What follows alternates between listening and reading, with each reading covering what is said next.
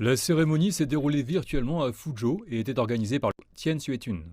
Je déclare maintenant le projet de 44 comme 8B.44 adopté tel qu'amendé.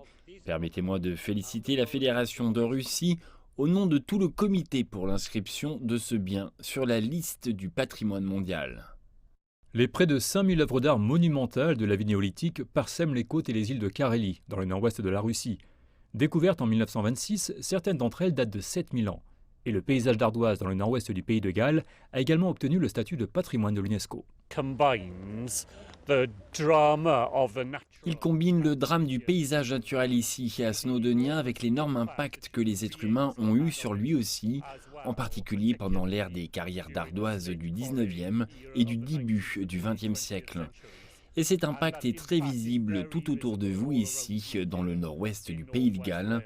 Et c'est ce qui a convaincu l'UNESCO d'accorder le statut de patrimoine mondial à cette partie du nord du pays de Galles. Vous voyez la combinaison du monde naturel et du monde humain et la façon dont ils ont interagi les uns avec les autres. Pendant ce temps, les portiques italiens de Bologne ont été ajoutés à la liste du patrimoine mondial de l'UNESCO. Les portiques de toutes les époques, depuis le XIe siècle, sont une caractéristique de la plupart des rues ici. Cela comprend le plus long du monde, près de 4 km de passerelles couvertes et bien pavées, construites pour atteindre le sanctuaire de la Madonna di San Luca. Le portique est composé de 666 arches et protège les pèlerins qui gravissent la colline. Et ce n'est pas seulement de belles structures architecturales. Qu'ils soient commerciaux ou sociaux, les portiques sont un lieu d'échange.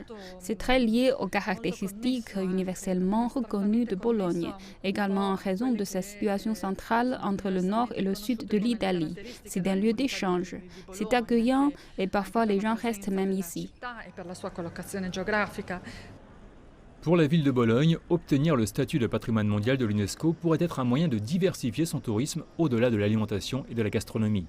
La session en ligne du comité du patrimoine mondial de l'UNESCO se termine le 31 juillet.